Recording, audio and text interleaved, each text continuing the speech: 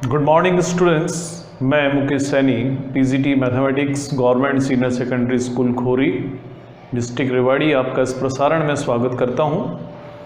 प्यारे बच्चों, इससे पहले वाले लेक्चर में हम रिलेशंस के बारे में पढ़ चुके थे। हमने रिलेशन की डेफिनेशन के बारे में पढ़ा था, टाइप्स ऑफ रिलेशंस के बारे में पढ़ा था। आज हम टाइप्स ऑफ रिलेशन से जुड़ी हुई कुछ प्रॉब्लम्स लेंगे। ये प्रॉब्लम्स हमारी एनसीईआरटी बुक की एक्सरसाइज 1.1 से ली गई हैं। तो आइए शुरू करते हैं। जो हमारी आज की पहली प्रॉब्लम है, क्वेश्चन नंबर 1 है और हमें यहाँ पर कुछ रिलेशंस दिए हुए हैं और हमें डिटरमाइन करना है कि ये जो रिलेशंस हमें दिए हुए हैं ये रिफ्लेक्सिव, सिमेट्रिक और ट्रांजिटिव में से कौन कौन से रिलेशन हैं, कौन से नहीं हैं। पहला क्वेश्चन हम लेते हैं, फर्स्ट क्वेश्चन का पहला पार्ट। तो यहाँ पर एक रिलेशन R जिसका नाम है सेट A पर डिफाइन किया गया है। सेट A में 1 से लेकर 14 तक के नंबर हैं, 1, 2, 3, 4 और इस तरह के ये 13, 14 तक के नंबर्स नेचुरल वाले इसमें हैं। रिलेशन डिफाइन हो रहा है और जो रिलेशन को डिफाइन इस तरह से किया जाता है कि रिलेशन में एक्स वाई जैसे ऑर्डर्ड पेयर हैं। अब एक्स और वाई का जो रिलेशन है वो हमें बताया गया है कि एक्स और वाई के बीच में रिलेशन इस टाइप का है कि 3x - y 0 के बराबर है। तो अब हमें ये रिलेशन लिखना है और उसके बाद में बताना है कि रिलेशन रिफ्लेक्सिव है या नहीं है, सिमेट्रिक है या नहीं है, ट्रांजिटिव है या नहीं है। तो हम शुरू करते हैं कि since 3x - y 0, so we can write y = 3x। जब x की वैल्यू 1 है उस समय y की वैल्यू 3 हो जाएगी, 3 × 1। जब x की वैल्यू 2 है तो उस समय y की वैल्यू 2 × 3 यानी 6 होगी। x की वैल्यू अगर आप 3 रखेंगे तो y की वैल्यू आपको 3 × 3 9 मिलेगी और जब x की वैल्यू आप 4 रखेंगे तो y की वैल्यू आपको 12 मिलेगी। लेकिन जब x की वैल्यू अगर आप 5 रखेंगे तो y की वैल्यू 15 मिलेगी। लेकिन जो x और y हैं दोनों नंबर्स हमें इसी सेट में से लेने हैं और 15 जो नंबर है वो इस सेट में नहीं है। तो जब x की वैल्यू 5 है, y 15 है, तो वो सॉल्यूशन इसमें शामिल नहीं होगा। तो रिलेशन में 4 ऑर्डर्ड पेयर हुए। उन चारों ऑर्डर्ड पेयर को हम लिख लेते हैं। पहला ऑर्डर्ड पेयर है 1 का रिलेशन 3 के साथ है, 2 का रिलेशन 6 के साथ है, 3 का रिलेशन 9 के साथ है और 4 का रिलेशन 12 के साथ। 4 ऑर्डर्ड पेयर हुए। अब पहली बात है कि क्या ये रिफ्लेक्सिव है। तो रिफ्लेक्सिव है या नहीं है, एक बार हम इसकी डेफिनेशन याद करें कि रिफ्लेक्सिव रिलेशन किसे कहते हैं। हमने पढ़ा था कि किसी रिलेशन को हम रिफ्लेक्सिव रिलेशन कहते हैं अगर जिस सेट पर वो रिलेशन डिफाइन है उस सेट का हर एलिमेंट अपने आप से रिलेट हो जाए। यानी 1 का रिलेशन 1 से हो जाए, 2 का रिलेशन 2 से हो जाए, ऐसे सारे 14 एलिमेंट्स का रिलेशन अपने आप से होगा तो ये रिलेशन रिफ्लेक्सिव होगा। लेकिन यहाँ तो ऐसा है नहीं, क्योंकि 1 का रिलेशन 1 से नहीं है, 2 का 2 से नहीं है। तो अगर कोई एक भी ऑर्डर्ड पेयर हमें ऐसा मिलता है जो रूल को फॉलो नहीं कर रहा है तो हम कहते हैं कि रिलेशन जो है रिफ्लेक्सिव नहीं है। तो हम लिखेंगे कि as 1, 1 not belongs to R। एक आप एग्जाम्पल दे दें, therefore given relation is not reflexive. हालांकि और भी एग्जाम्पल ऐसे हो सकते हैं। अब बारी आती है अगले रिलेशन, सिमेट्रिक रिलेशन। तो ये रिलेशन अगला सिमेट्रिक है या नहीं है, तो हमने पढ़ा था किसी रिलेशन को हम सिमेट्रिक रिलेशन कहते हैं अगर 1 का रिलेशन 2 से है तो 2 का रिलेशन 1 से हो जाए। तो क्या ऐसा यहाँ पर हो रहा है? तो हमने यहाँ देखा given relation is not symmetric, कारण हम बता सकते हैं कि 1 का रिलेशन 3 से है, लेकिन 3 का रिलेशन 1 के साथ नहीं है। 1 3 इसमें ऑर्डर्ड पेयर आ रहा है, 3 1 नहीं आ रहा है, इसलिए ये रिलेशन सिमेट्रिक नहीं है। तो given relation is not symmetric. अब उसका कारण भी हम बताएंगे। As 1 3 belongs to this relation but 3 1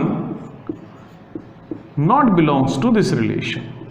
हालांकि इस तरह के आप और एग्जाम्पल भी दे सकते हैं, जैसे 2 6 तो इस रिलेशन में है, 6 2 नहीं है, 3 9 है लेकिन 9 3 नहीं है। तो ज़रूरी नहीं है कि आप जो एग्जाम्पल हम बता रहे हैं आप वही एक एग्जाम्पल दें। अगर उस रूल को कोई और ऑर्डर्ड पेयर फॉलो नहीं करता है, आप कोई और एग्जाम्पल भी दे सकते हैं। अब बारी आती है कि ट्रांजिटिव ये रिलेशन है या नहीं है।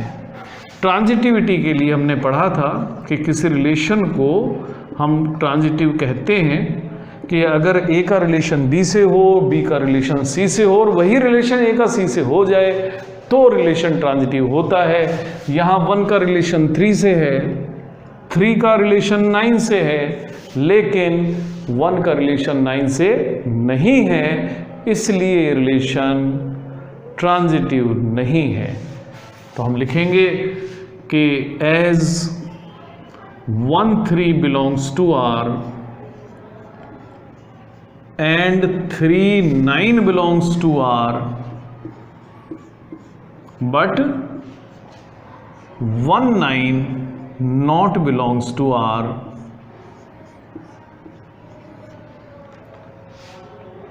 so given relation is not transitive।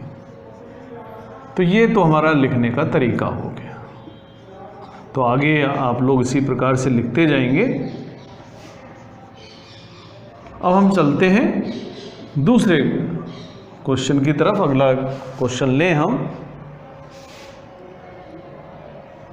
अगला हम क्वेश्चन ले रहे हैं, इसका 3rd पार्ट है। ये जो हमने पहले शुरू में लिया था ये 1st पार्ट था क्वेश्चन नंबर 1 का। ये जो मैं क्वेश्चन ले रहा हूं ये 3rd पार्ट है। तो 3rd पार्ट में जो सेट हमें दिया हुआ है वो नोट करते हैं कि किस सेट पर ये रिलेशन डिफाइन किया हुआ है। तो रिलेशन जो सेट है जिस पर डिफाइन किया गया है वो है 1 से लेकर 6 तक का नेचुरल नंबर्स का सेट। ये है 1 2 3 4 5 6। अब उसके बाद में जो रिलेशन है उसके बारे में पढ़ ले। तो रिलेशन है R जिसका नाम है, उसमें x और y जैसे ऑर्डर्ड पेयर हैं। तो वो रिलेशन में क्या खासियत है कि y is divisible by x, y is divisible by x।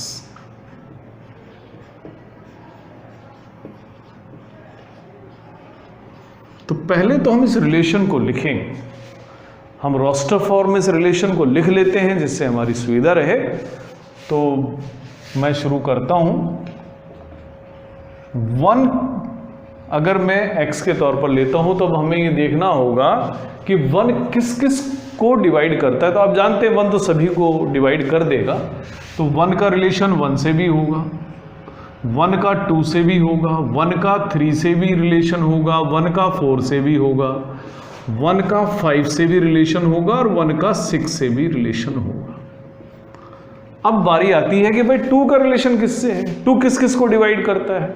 2 अपने आप को करता है। 2 3 को तो पूरा पूरा डिवाइड नहीं करता लेकिन 4 को डिवाइड करता है। इसी प्रकार से 2 6 को भी डिवाइड करता है। अब उसके बाद देखते हैं कि भाई 3 किसको डिवाइड करता है। 3 अपने आप को डिवाइड करेगा। तो 3 3 एक ऑर्डर्ड पेयर रिलेशन में होगा। उसके बाद 3 4 को नहीं करता, 5 को डिवाइड नहीं करता, लेकिन 3 6 को डिवाइड करता है। तो अगला ऑर्डर्ड पेयर है 3 6। अब बारी आती है 4 डिवाइड करेगा अपने आप को और उसके बाद किसी और नंबर को डिवाइड नहीं करेगा, तो अगला ऑर्डर्ड पेयर हुआ 4 4। इसी तरह से 5, क्योंकि अपने से छोटे नंबर को तो डिवाइड करेगा नहीं, 5 अपने आप को ही डिवाइड करेगा, तो अगला ऑर्डर्ड पेयर जो हमारे रिलेशन में होगा वो होगा 5 5। और उसके बाद में 6 सिर्फ अपने आप को ही डिवाइड कर सकता है, तो अगला ऑर्डर्ड पेयर है 6 6। तो ये हमारा रिलेशन हमने रोस्टर फॉर्म में लिख लिया है। अब हम देखें कि क्या ये रिफ्लेक्सिव है,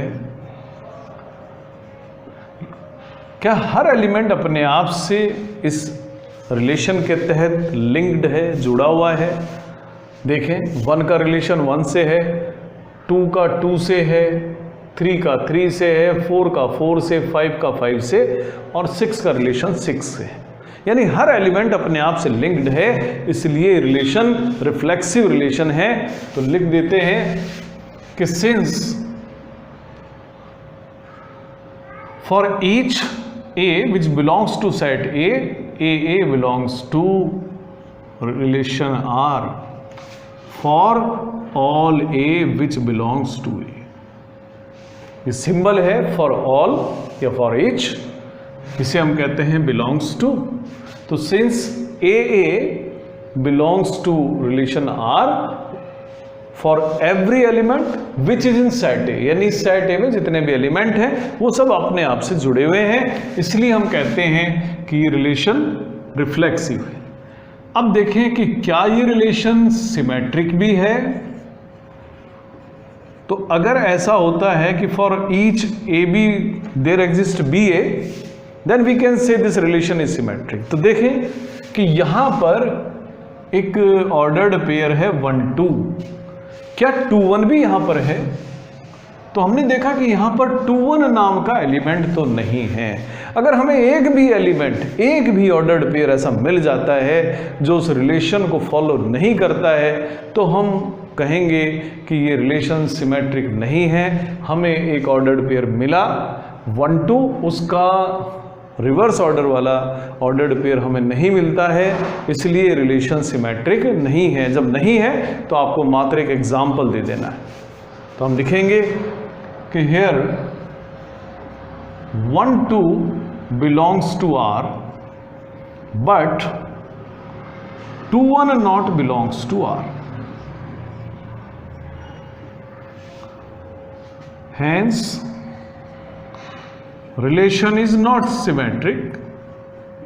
तो ये सिमेट्रिक नहीं है।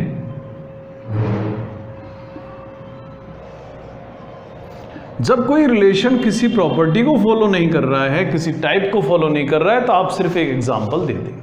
अब बात करते हैं ट्रांजिटिविटी की कि क्या ये ट्रांजिटिव है। तो ट्रांजिटिव के लिए पहले हम 2 पेयर ऐसे लेते हैं,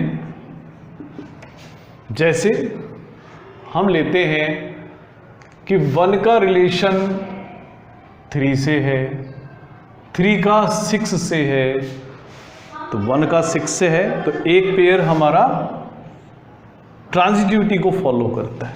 लेकिन आपको फिर सावधानी बरतनी है कि कहीं ऐसा नहीं हो कि ये पर्टिकुलर इन 3 पेयर्स के लिए ट्रांजिटिव हो जाए, और भी कोई ऐसा हो सकता है जिसके लिए फॉलो नहीं हो रहा हो, तो आप और भी पेयर्स को चेक करें। जैसे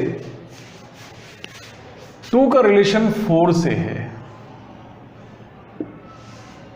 अब 4 का किससे है? 4 से है, तो 2 का रिलेशन 4 से होना चाहिए, वो है। अब आप और देखें कुछ इसी प्रकार से, जहां 3 पेयर इसी प्रकार से बन रहे हों, आप कोशिश करें कि क्या कोई ऐसा मिल सकता है। 2 का रिलेशन 6 से है, 6 का 6 से है, तो 6 का 2 का रिलेशन 6 से होना चाहिए, वो यहाँ पर हमें मिल रहा है। तो आप चाहे कोई भी 3 नंबर लें, ए बी और सी, और उस प्रकार से हो कि ए का रिलेशन बी से है, बी का सी से है, तो ए का रिलेशन सी से यहाँ पर होगा ही होगा, इसलिए ये जो रिलेशन है वो ट्रांजिटिव होगा ही होगा। तो हम लिखेंगे गिवन रिलेशन इज ट्रांजिटिव। क्यों है वो भी हम कारण बताएंगे, उसको लिखना पड़ेगा।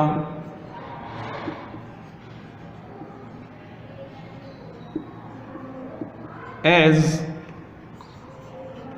for a, b and c, और for each a, b and c, हम सभी के लिए ऐसी बात कर रहे हैं, which belongs to set a b belongs to R and b c belongs to are,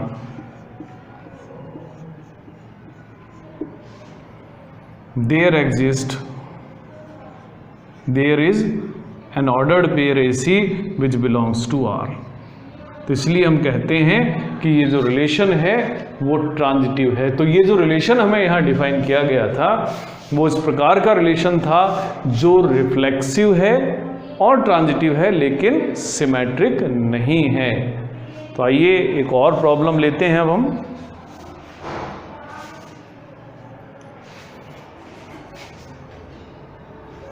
अब मैं ले रहा हूं इसी की फोर्थ प्रॉब्लम। फोर्थ प्रॉब्लम जो है वो सेट ऑफ इंटीजर्स पर डिफाइन की गई है। इंटीजर्स का सेट हमें एज रेफरेंस लेना है और इसमें जो रिलेशन डिफाइन किया गया है वो इस तरीके से डिफाइन किया गया है। आर में एक्स और वाई जैसे ऑर्डर्ड पेयर्स।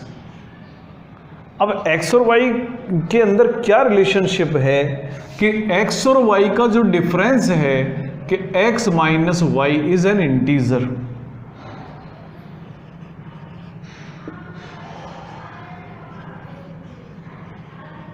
और ऑन सेट ऑफ इंटीजर्स ये डिफाइन किया गया है सेट। तो अब हमें फिर चेक करना है कि ये रिलेशन रिफ्लेक्सिव, सिमेट्रिक और ट्रांजिटिव में से कौन सी प्रॉपर्टीज़ को होल्ड करता है, कौन से टाइप का रिलेशन ये है। क्योंकि यहाँ पर जो रिलेशन है वो इस तरीके से लिखा गया है कि जिसे आप ऑर्डर्ड पेयर में लिख नहीं पाएंगे सभी को। तो अब हम डेफिनेशन के अनुसार ही काम करेंगे। पहले हम देखते हैं कि क्या ये रिलेशन रिफ्लेक्सिव है। तो रिलेशन ये कहता है कि x एक एलिमेंट है, उस एलिमेंट का रिलेशन होगा दूसरे एलिमेंट y से अगर उन दोनों का डिफरेंस एक इंटीजर आता है। बात करते हैं रिफ्लेक्सिविटी। जब भी मैं कोई एलिमेंट ले रहा हूं सेट ऑफ इंटीजर्स में से और उस एलिमेंट में से उस एलिमेंट को मैं सबट्रैक्ट कर रहा हूं, माइनस कर रहा हूं, तो आपको पता है सेम नंबर जब आप माइनस करेंगे तो आंसर मिलेगा 0। 0 होता है एक इंटीजर। तो आप चाहे कोई भी इंटीजर ले लें, दो इंटीजर्स का सेम इंटीजर्स का डिफरेंस 0 ही होना है। और जब 0 होना है, 0 खुद एक इंटीजर है, तो इसका मतलब हर एलिमेंट अपने आप से रिलेटेड होगा। अब हम लिखें कैसे? तो लिखते हैं रिफ्लेक्सिव रिलेशन के लिए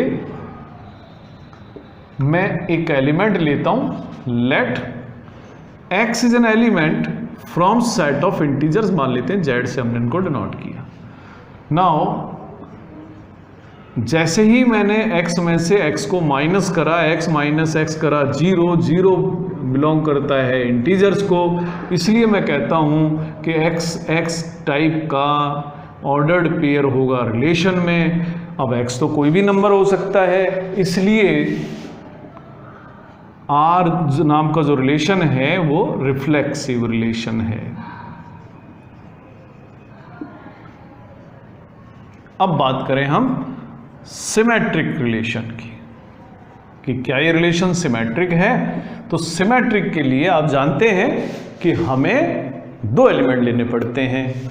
मान लेते हैं मैंने दो एलिमेंट लिए, एक लिया x, एक लिया y, और दोनों एलिमेंट कहाँ से लेने?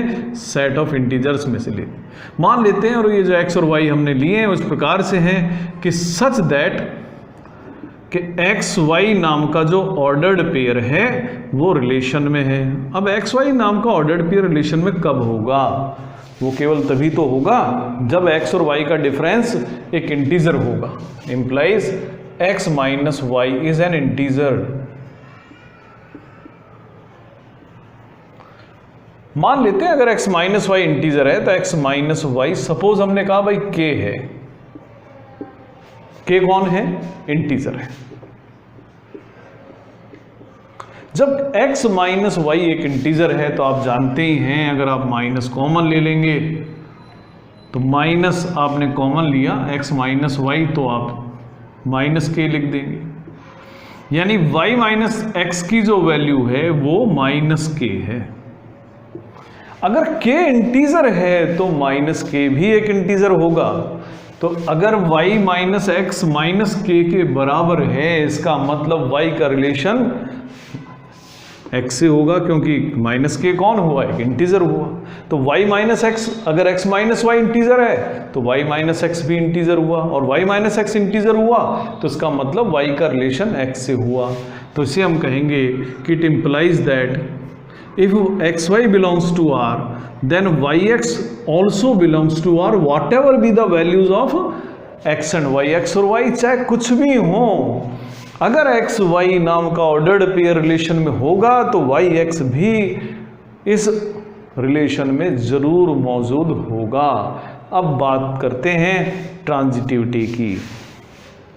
तो ट्रांजिटिविटी के लिए आप जानते ही हैं कि हमेशा हमें 3 एलिमेंट लेने होते हैं।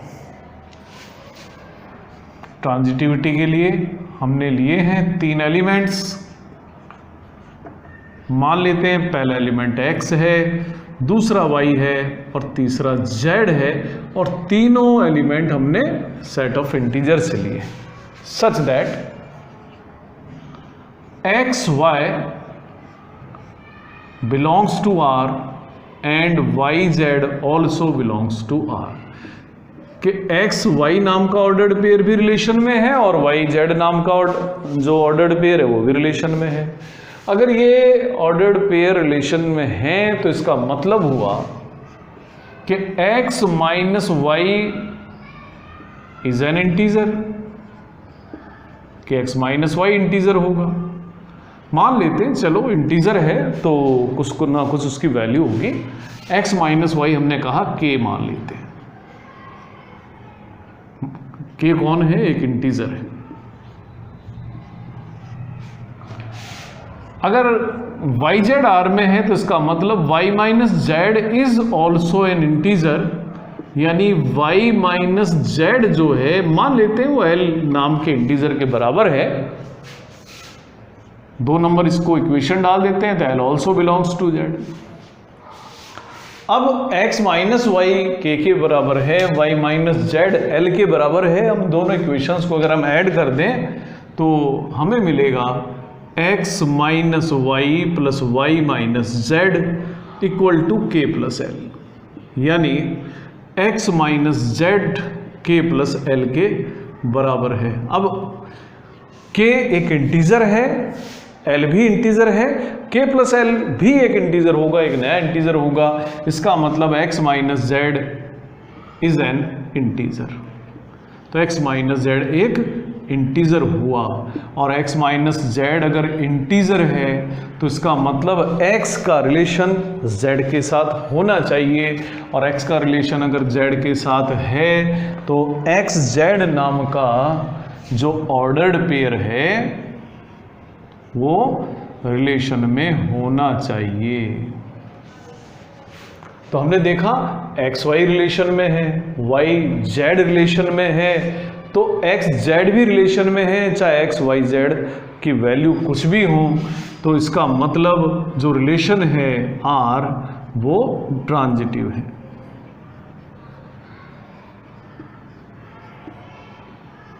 तो ये रिलेशन ऐसा है जो रिफ्लेक्सिव भी था, सिमेट्रिक भी था और ट्रांजिटिव भी था।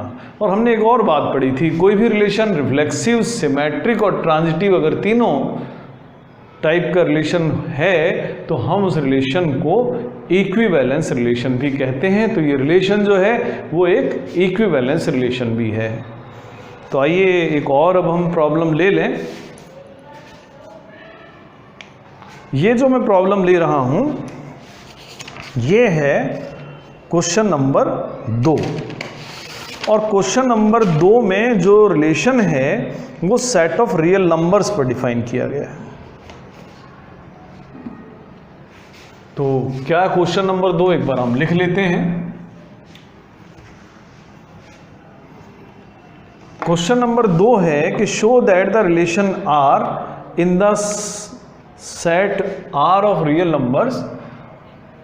तो एक रिलेशन जो कि सेट ऑफ रियल नंबर्स पर डिफाइन किया गया है, उसमें ए बी जैसे ऑर्डर्ड पेयर हैं। अब ए और बी के बीच में क्या रिलेशन है कि ए जो है बी स्क्वायर से लेस है या उसके इक्वल है। तो अब हमें इसको चेक करना है, और हालांकि हमें कहा गया है कि ये जो रिलेशन है ना रिफ्लेक्सिव है, ना सिमेट्रिक है और ना ही ट्रांजिटिव है। हम बारी बारी से, क्योंकि क्वेश्चन में ही हमसे कह दिया गया है कि ना ये रिफ्लेक्सिव है, ना सिमेट्रिक है, ना ट्रांजिटिव है, इसका मतलब ये हुआ कि हमें इनके काउंटर एग्जाम्पल्स ढूंढने होंगे, यानी वो कौन सी स्थिति है जब ये नियम पूरे नहीं हो पा रहे हैं। पहले हम रिफ्लेक्सिविटी चेक करें।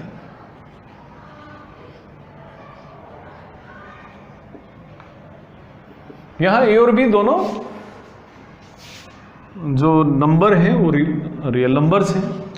आप अगर कोई भी नंबर लेते हैं जो एक हो, एक से बड़ा हो और उसका स्क्वायर करें, तो वो नंबर हमेशा जो है अपने स्क्वायर से या तो बराबर हो जाएगा या छोटा हो जाएगा।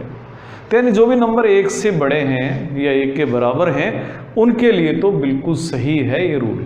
तो वो सब तो रिफ्लेक्सिव हैं। तो कुछ और नंबरों के लिए ऐसा हो सकता है कि ज़ीरो के लिए भी ये बात सही है। तो अब बात आती है कि क्या नेगेटिव नंबर्स के लिए ये बात ठीक है कि गलत है। मान ले मैं -2 लेता हूँ, -2 का स्क्वायर करता हूँ 4, तो -2 वाकई छोटा होता है 4 से। तो नेगेटिव नंबर्स जो हैं, जो एक से मॉडुलस में बड़े हैं, उनके लिए भी सही है। लेकिन अगर आप कोई भी नंबर लें जो एक से छोटा है न्यूमेरिकली और उसके स्क्वायर को देखें, जैसे आप 1/2 एक नंबर ले लें, 1/2 यानी उसकी वैल्यू 0.5 है, और उसका स्क्वायर करेंगे यानी 1/4, उसकी वैल्यू 0.25 है। तो यानी कोई भी नंबर न्यूमेरिकली में लेता हूँ एक से कम और उसका स्क्वायर करता हूँ, तो वो जो नंबर है वो अपने स्क्वायर से कम ही पाएगा। तो जो भी नंबर एक से छोटा है न्यूमेरिकली, उसके लिए नियम पूरा नहीं होता है। तो हम लिखते हैं given relation is not reflexive. कारण अभी हम बताएंगे, एक एग्जाम्पल भी देना पड़ेगा। एज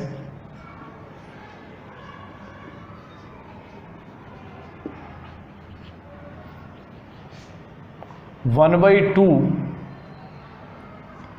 का जो स्क्वायर है 1/4 वो 0.25 के बराबर है, एंड 1/2 का मतलब 0.50 है। तो 1/2 इज नॉट लेस देन और इक्वल टू 1/2 स्क्वायर। यानी 1/2 का जो ऑर्डर्ड पेयर है वो रिलेशन में नहीं है, या ये भी कह सकते हैं कि 1/2 का रिलेशन 1/2 के साथ में नहीं है। ये एक एग्जाम्पल हमने दिया। ऐसे आप वो और भी एग्जाम्पल देख सकते हैं। आप इसके अलावा कोई और ले लें, 1/3 ले लें, 2/5 ले लें, नंबर बस न्यूमेरिकली एक से छोटा हो। तो इसलिए ये जो रिलेशन है वो रिफ्लेक्सिव नहीं है। अब सिमेट्रिक के लिए देखें,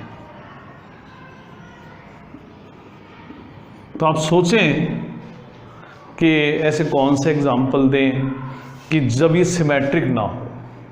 तो आप सोचें जैसे 1 छोटा है 3 के स्क्वायर से, क्योंकि 3 का स्क्वायर 9 है।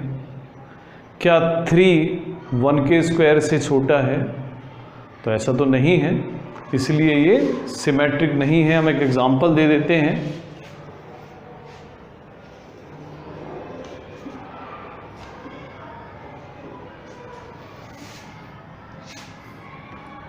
Given relation is not symmetric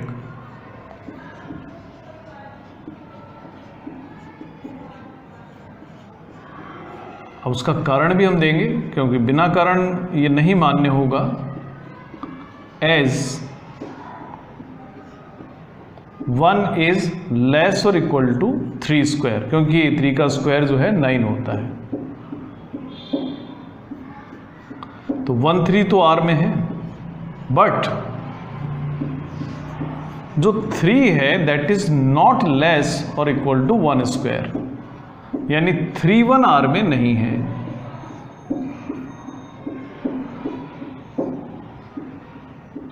one 3 नाम का ऑर्डर्ड पेयर R में है, लेकिन 3 1 R में नहीं है।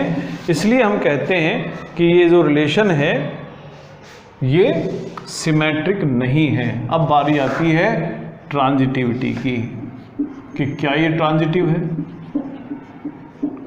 तो इसके लिए भी मुझे ऐसे ही पेयर ढूंढने पड़ेंगे। तो आप देख सकते हैं कोई से भी ऐसे 2 पेयर लेते हैं जो इस रूल को फॉलो करते हैं। जैसे 2 का रिलेशन मैं -5 से ले लेता हूं। क्यों, इसका कारण बताएंगे कि 2 छोटा है -5 के स्क्वायर से। इसी तरह से -5 और 1 का भी रिलेशन है। क्यों कि -5 जो है 1 के स्क्वायर से तो छोटा है, 1 का स्क्वायर 1 होगा। बट 2 का रिलेशन -1 से नहीं है। कारण है कि जो 2 है -1 का स्क्वायर जो कि 1 होता है उससे छोटा नहीं है। 2 तो बड़ा है 1 से, तो इसका मतलब है 2 का रिलेशन -5 से है, -5 का 1 से है, लेकिन 2 का रिलेशन -1 से नहीं है। इसलिए ये जो रिलेशन है ये ट्रांजिटिव नहीं है। Hence given relation is not transitive. तो आप इसकी जगह कोई और भी एग्जांपल दे सकते हैं। तो ऐसे आप और भी एग्जांपल्स ढूंढने की कोशिश करें। आप कुछ और अपने एग्जांपल भी दे सकते हैं। तो ये आज हमने कुछ क्वेश्चंस लिए हैं जो रिफ्लेक्सिविटी, सिमेट्रिक और ट्रांजिटिविटी को चेक करने के लिए थे। इन्हीं से संबंधित और कुछ हम प्रॉब्लम्स लेंगे अपने अगले लेक्चर में। तो तब तक आप इन क्वेश्चंस की प्रैक्टिस कीजिएगा। आज के लिए इतना ही, धन्यवाद।